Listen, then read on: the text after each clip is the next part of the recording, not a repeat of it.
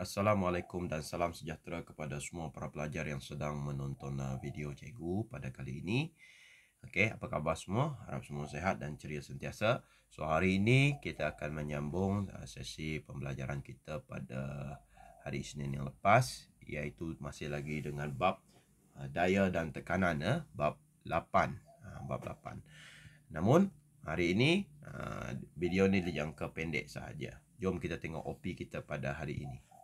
Okey, so OP kita pada hari ini ada 8.1.3 menjelaskan perkaitan hal laju bendalir dengan tekanan. Okey, jadi laju. Ada dua kata kunci di sini. Hal laju bendalir, okey, cecair ataupun udara nanti, okey, dengan tekanan. Okey, dengan tekanan. Kemudian 8.1.4 berkomunikasi mengenai aplikasi prinsip Bernoulli dalam kehidupan harian. Perkataan baru sekiranya kamu masih tak tahu lagi apa itu prinsip Bernoulli. Ini yang kita tak dapat buat sebab kita tak dapat bersemuka. 8.1.5 mereka bentuk alat menggunakan prinsip tekanan dalam bendalir. Ini tak apa, kita abaikan dulu. Kita tengok dua OP saja pada hari ini. So, ingat prinsip Bernoulli ya. Jadi kita tengok hubung kait antara hal laju bendalir dengan tekanan terlebih dahulu. Okey. Perhatikan dan fahamkan perkaitan antara hal laju bendalir dengan tekanan rajah 8.10 dan 8.11. Okey, kalau kita tengok di sini, kita ada rajah 8.10. Okey. Sekejap, di mana setiap ruangan ini, di mana setiap ruangan P1, P2, P3 ini, P1, P2, P3 ini, ruangan dia adalah sama.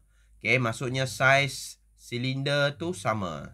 Ni silinder lah cikgu sebut. Silinder lah. Okay, tetapi, bukan tetapi. Oleh kerana P1, P2, P3 dia sama, itu menyebabkan paras air, ketinggian air dia sama. Tengok. Ketinggian air dia sama dari hujung ke hujung.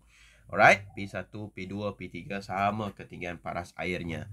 Okay, selari dengan dia punya tangki yang diisi air yang penuh ini, yang lebih banyak isi padu air di sini. Di sini. Okay. Tekanan bendalir adalah sama pada bendalir yang tidak mengalir. Okey, sekiranya dia tak mengalir, tekanan dia adalah sama. Okey, itu yang kita tengok dalam rajah 8.10. Okey, ini pula berbeza sikit. Dia punya saiz kita tengok. Tube venturi merupakan merupakan tube tidak seragam dengan bahagian tengah lebih sempit. Okey, 8.11. Yang kita sedang tengok sekarang ni lah. Dalam rajah 8.11, apabila bendalir mula mengalir, hal laju bendalir di P2 adalah lebih tinggi daripada hal laju bendalir di P1 dan P3. Of course, dia laju. Sebab P2 tu dia punya saiz tube tu adalah lebih sempit. Okey. Jadi, semakin sempit bahagian tube venturi, semakin rendah tekanan dalam bendalir yang melalui bahagian yang sempit ini. Hal ini dikenali sebagai kesan venturi. Okey. Mari kita tengok. Ini dia punya 8.11 ni, dia punya bahagian hujung ni dah terbuka. Okey, bahagian hujung ni dah terbuka. Okey. Apabila bahagian hujung ni dah terbuka, itu menyebabkan pengaliran air. Tadi dia tak mengalirlah air tu, okey. Jadi tekanan dia adalah seragam bila tak ada pengaliran air. Tapi sekarang ni air dah mengalir. Tiba-tiba pula ada ruangan yang lebih sempit, iaitu pada tube P2 ini.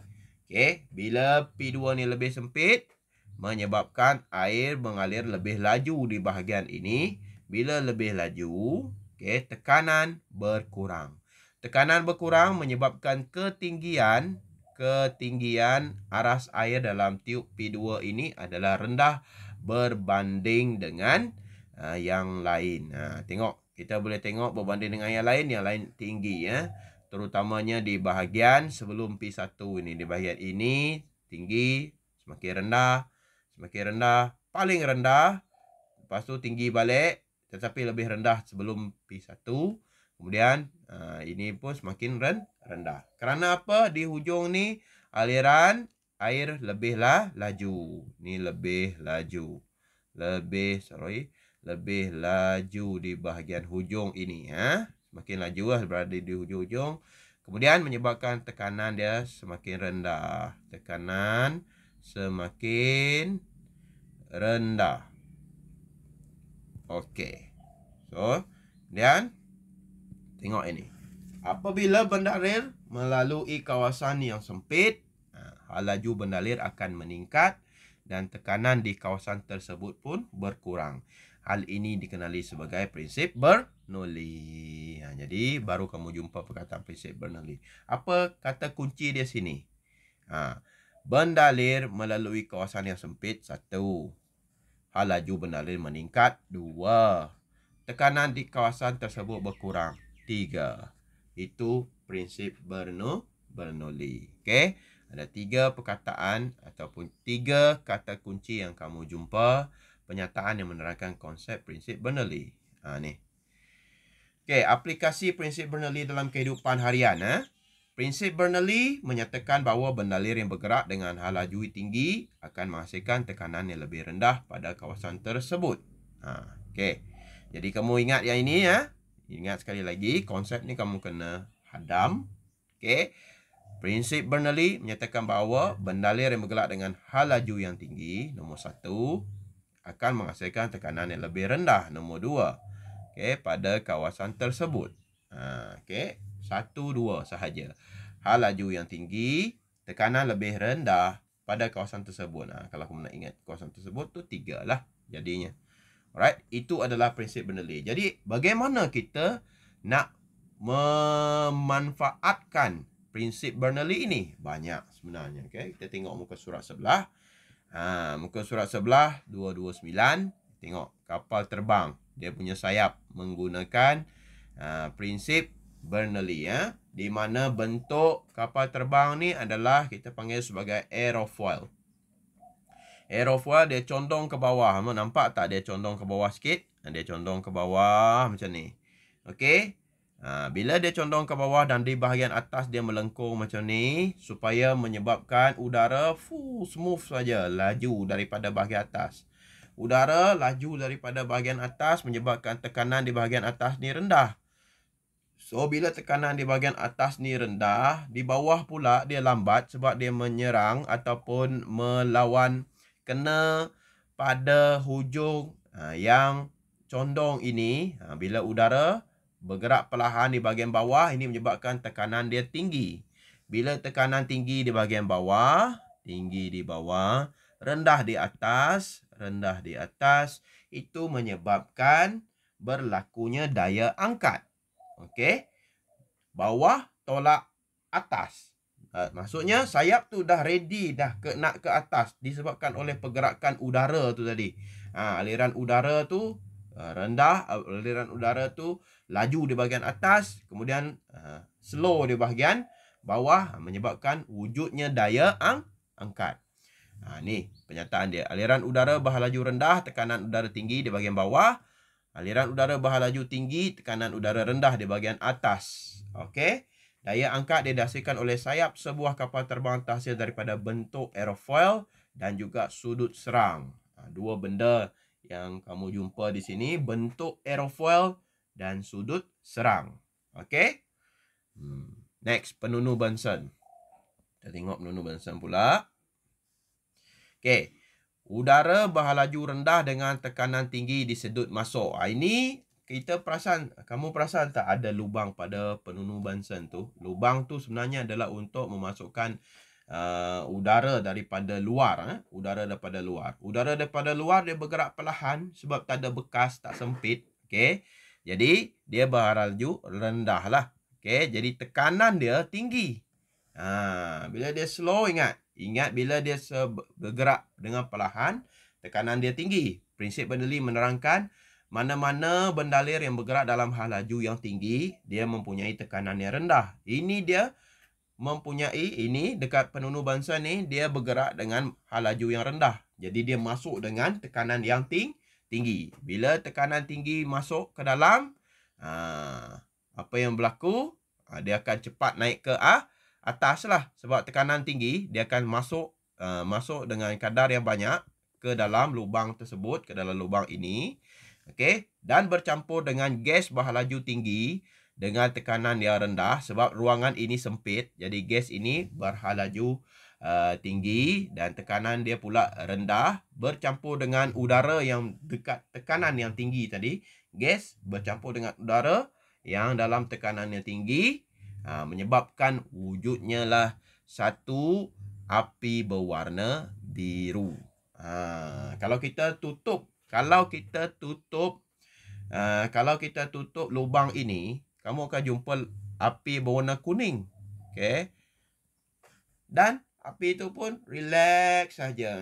Dia macam meliuk kan, tak kuat. Tetapi kalau kamu perasan bila kita buka je lubang tu, kita halakan besi ni, lubang ni selari dengan lubang dekat dalam ni, menyebabkan udara yang bertekanan tinggi masuk ke dalam, bercampur pula dengan gas, terus dia naik ke atas, menyebabkan penunu bangsa mengeluarkan api berwarna biru yang agak deras. Dia punya bunyi pun agak menakutkan. Semakin kita buka, gas tu lebih kuat lagi, lebih kuat lagi dia punya kesuhan api itu ke atas. Next. Ni helikopter. Helikopter lebih kurang sama dengan kapal terbang. Okey. Aliran udara berlaju tinggi di bahagian atas. Kalau kamu tengok sayap dia, dia ada belok sikit, bengkok sikit ke bahagian bawah ni. Ni nampak bahagian hujung ni, bahagian hujung ni menyebabkan udara bergerak lebihlah laju. Okey. Dan di bawah dia, udara bergerak lebih perlahan, menyebabkan daya angkat ni. Okey, hal laju tinggi bahagian atas, tekanan udara dia rendah. Ingat dia mesti ada dua benda. Satu hal laju, satu lagi adalah tekanan. Okey, bila hal laju tinggi, tekanan dia rendah. Bila hal laju dia rendah, tekanan dia adalah tinggi. Muncullah daya angkat, jadi helikopter tu mudah terangkat dan akan terbang seperti yang kita biasa lihat. Kemudian drone. Drone, tengok dia punya sayap pun sama juga. Dia melengkung sikit. Dia punya bentuk dia. Okey, dia punya bentuk dia lain sikit. Okey, kita bentuk ini membolehkan aliran udara berlaju tinggi di bahagian atas dan aliran udara berlaju rendah di bahagian bawah. Kita ingat, bila aliran udara rendah, dia tekanan tinggi. Bila udara dia berlaju tinggi, dia tekanan udara rendah. Dia vice versa. Ingat tu saja. Rendah ini, tinggi satu lagi, rendah satu lagi. Macam itulah kamu kena ingat. Aliran udara berlaju tinggi ni, tekanan udara dia rendah, menyebabkan dia muncullah daya angkat. Ini udara dia lebih tak menekan dia lah, maksudnya di bahagian atas tu. Malah di bahagian bawah tu menekan dia ke atas. Wujudnya daya angkat. Jadi drone mudah terbang. Okey, satu lagi. Aliran udara berlaju tinggi. Ini dekat kereta api.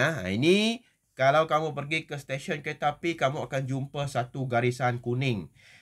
Satu garisan kuning ni kita panggil sebagai garisan keselamatan. Penumpang yang nak naik kereta api tu tak boleh berdiri melepasi garisan kuning ni. Kenapa? Ni adalah konsep tekanan. Aliran udara yang berlaju tinggi dan tekanan udara adalah rendah di kawasan antara kereta api yang bergerak laju dengan orang yang berdiri berdekatan. Ini tekanan dia rendah. Okay, ingat, ni tekanan dia rendah di sini antara kereta api dan penumpang ni. Okay, jadi tekanan dia rendah, kamu kena faham. Di bahagian belakang dia ni, sebab aliran udara berlaju dia rendah, tekanan udara dia tinggi. Tinggi. Okay. Ingat, besar kemungkinan jika terdapat orang yang berdiri melepasi garisan keselamatan, orang itu akan, tak nampak. Sebab cikgu punya tu. Sekejap. Orang itu akan apa? Orang itu akan ditolak oleh daya ke arah kereta api yang sedang bergerak. Oleh itu, elakkan berdiri melepasi garisan keselamatan. Okey. Jadi, bila di sini tadi, cikgu dah tulis pun, ini tinggi. Kat sini tinggi. Ini dia rendah. Jadi, manusia ni, orang ni, kita mudah tertolak ke bahagian ini oleh daya dekat datang daripada sini. Yang tinggi ni. Alright? Jadi, oleh kerana kita tak nak ditolak oleh daya tekanan yang tinggi ini, laju yang rendah, tekanan udara tinggi. Jadi wujudlah garisan keselamatan ini supaya kita tak berada terlalu dekat dengan kereta api. Okey, kerana tekanan di sini lebih rendah berbanding selepas garisan keselamatan di sebelah ini. Okey, jadi untuk keselamatan, janganlah berdiri selepas daripada garisan keselamatan mendekati dengan kereta api. Kerana konsep tekanan memainkan peranan di sini. Okey, jadi itu antara beberapa contoh yang telah diberikan dalam buku teks. Ada banyak lagi kegunaan prinsip Bernoulli di luar sana sebenarnya. Okey, jadi habis dah bab ini. Lepas ni kita akan belajar teknologi angkasa lepas juga, bab favorite cikgu. Harap kamu pun seronok juga belajar. Jadi hari ini kita dah belajar dua perkara. Okey, iaitu menjelaskan perkaitan hal laju bendalir dengan tekanan. Hal laju rendah, tekanan tinggi. Ingat, hal laju bendalir tinggi, tekanan rendah. Terbalik, vice versa. Kemudian berkomunikasi mengenai aplikasi prinsip Bernoulli dalam kehidupan harian. Sayap aerofoil, bentuk drone, sayap drone, bentuk helikopter. Kemudian apa lagi? Bunsen burner, itu adalah salah satu contoh. Dan kereta api, landasan kereta api adalah salah satu contoh yang telah diberikan kepada kita. Aplikasi dia, garisan keselamatan itulah aplikasi dia. Alright, jadi itu saja PDPR kita hari ini. Dan nanti cikgu akan sharekan latihan di dalam grup. Assalamualaikum dan salam sejahtera.